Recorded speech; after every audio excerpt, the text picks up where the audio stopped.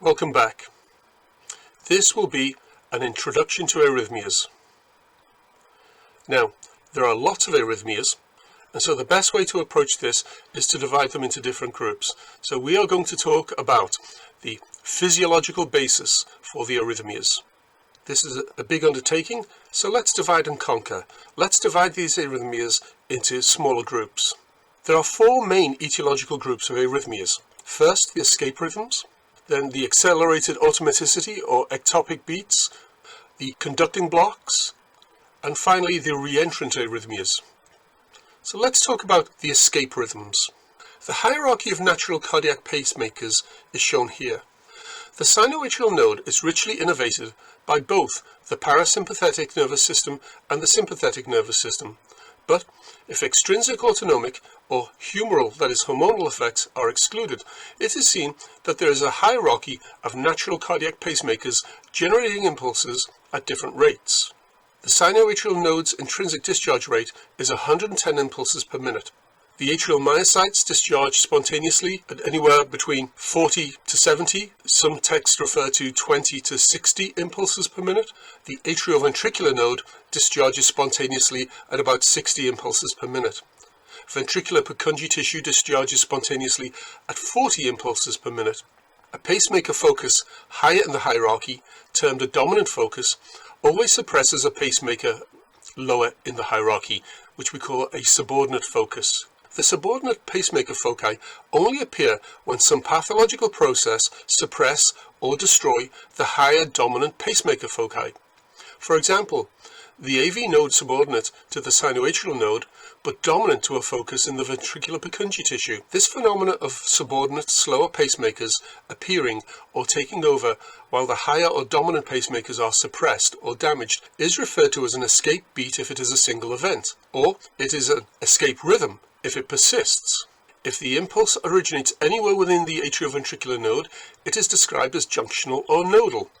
If it is a single early beat, it is a junctional ectopic. If it is a single late beat, it is called a junctional escape beat. And if there are a series of similar beats, it is termed a junctional rhythm. If the sinoatrial node fails to initiate a rhythm, usually the next lowest pacemaker focus, the atrioventricular node, which is a bit faster than the atrial myocytes of 40 beats per minute, takes over at 40 to 60 beats per minute. But the AV node can sometimes jump in at a higher rate. This is nodal rhythm, and the causes of nodal rhythms are those of sinoatrial node failure, such as intrinsic disease, such as coronary artery disease, drug toxicity of beta blockers, calcium channel blockers, or even digoxin toxicity, hypoxia, or excessive parasympathetic activity. Alternatively, the causes may be an abnormality causing a subordinate focus to inappropriately accelerate, such as stimulation of the AV node or the ventricular Purkinje tissues. Once again, intrinsic AV nodal disease can cause this, coronary artery disease, drug effects, or excessive sympathetic activity acting on the AV node. These are all possible causes. Now let's talk about the appearance of AV nodal rhythms and junctional arrhythmias. The occasional junctional ectopic is usually of little significance. For the patient who is established in junctional rhythm at less than 100 beats per minute, however, we must evaluate this arrhythmia carefully. If the rhythm is stable, if QRS morphology is normal, that is, if it's narrow, if peripheral perfusion and blood pressure are satisfactory, then there is no urgency. The patient may soon spontaneously revert to sinus rhythm. But if the rhythm is unstable, that is constantly changing, if the morphology of the QRS is variable, or if there's widening of the QRS, or if peripheral perfusion and blood pressure are compromised, that is, the patient has lost consciousness or exhibits changes in mental state, the patient needs to be treated. Let's consider glycopyrrolate, atropine, isoproterenol, also called in some countries isoprenolone, or artificial pacing. For many arrhythmias, it is unclear whether the commonest mechanism is accelerated automaticity or re-entry, and indeed many rhythms can be due to either mechanism. If the same rhythm appears at a rate greater than 100 beats per minute, it is essentially adult tachycardia with a pulse. If the heart rate is very fast, then you must follow the ACLS adult tachycardia with a pulse protocol, which is presented in detail shortly in a subsequent video. Now let's move on. We will consider idioventricular rhythm. This is a ventricular escape rhythm. It usually occurs in the context of sinoatrial and AV node failure. If P waves are present but unrelated to the QRS complexes, then the diagnosis is not idioventricular rhythm but complete heart block. The ventricular Purkinje tissue pacing focus is the lowest in the pacing hierarchy. The heart rate is often in the 20s to 30s, and its presence indicates serious cardiac disease. The impulse may arise from Purkinje tissue or from damaged ventricular myocytes. Idioventricular rhythm may exhibit a rate in the high 30s, and blood pressure may sometimes be just adequate. However, it is an intrinsically very unstable rhythm. More malignant ventricular arrhythmias or even asystole may be imminent. Further, there is clearly a major problem, so we need to consider myocardial ischemia, myocardial infarction, severe hypoxia, possibly hypercapnia and acidosis, or even hypothermia or profound electrolyte abnormalities. Idioventricular rhythm is often seen when myocardium is dying, such as infarction or end-stage hypoxia. In severe coronary artery disease, the presence of myocardial ischemia or infarction can even cause damaged ventricular myocytes to assume an accelerated rate of depolarization. Very profoundly damaged tissue can behave in very unpredictable ways. An idioventricular rhythm, which is accelerated, is called ventricular tachycardia, which is quite a common arrhythmia during the resuscitation of patients in cardiac arrest. If the ventricular complex has a rate of 40 per minute or less, we call it idioventricular rhythm.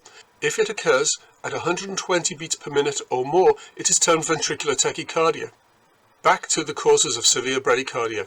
The usual suspects you must consider are sinus bradycardia, junctional bradycardia, idioventricular rhythm, or complete heart block. Advanced Cardiac Life Support has published important guidelines for this situation called adult bradycardia with a pulse. Now, we must discuss our initial response. Your initial response is incredibly important, and it serves as a model for many cardiac emergencies, and it will be similar for many potentially life-threatening arrhythmias. So you must remember this because it has widespread applications. When faced with an adult with an abnormal heart rate, in this case a heart rate less than 50 beats per minute, we need to act. Ensure the patient has an open airway. Put the patient on a cardiac monitor. Choose lead 2, which is best for arrhythmia diagnosis. Administer oxygen and commence an IV, or if the patient has a pre-existing IV access, then you absolutely must check that it's functional, and then call for a 12-lead EKG. So once again, that was the initial response, and you will do this, or a variant on this, in many, many, many emergency situations, not just for urgent arrhythmias. Now, let's move on. We must assess whether the patient's bradycardia is appropriate. Now, we do this by evaluating perfusion of vital organs. Evaluate for cerebral hypoperfusion. Is there actually altered mental status, or is there even loss of consciousness? Next, evaluate for myocardial hypoperfusion. Is the patient having ischemic chest discomfort or in acute heart failure?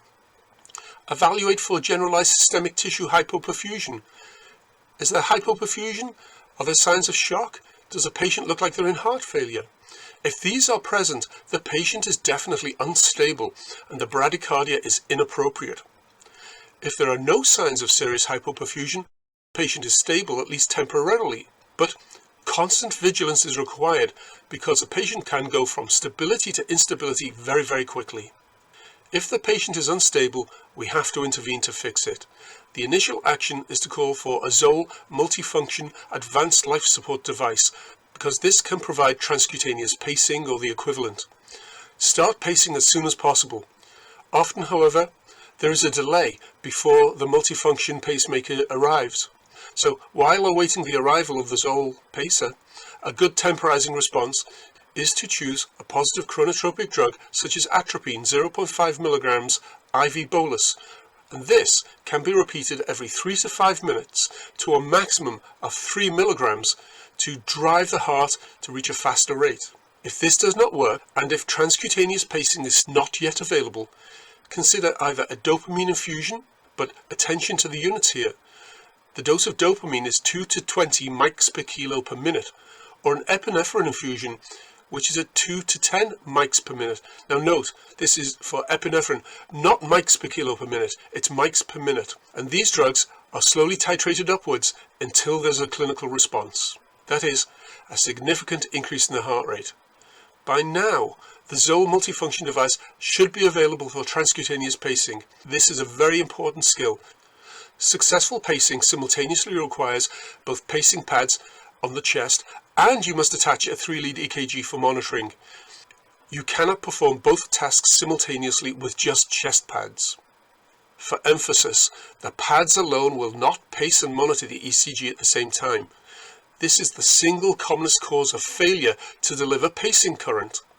Transcutaneous pacing can also fail if there are electrical insulators between the chest pads and the heart, such as fat, water or air, specifically the very obese, in the presence of a left-sided pleural effusion or pericardial effusions or even severe emphysema. In these conditions, where the heart is insulated, we may see total failure of transcutaneous pacing, and so consider emergency transvenous pacing and request an expert cardiological consult STAT. We will continue this discussion of how to save the life of a patient who is in severe bradycardia in the next video. Thank you for watching.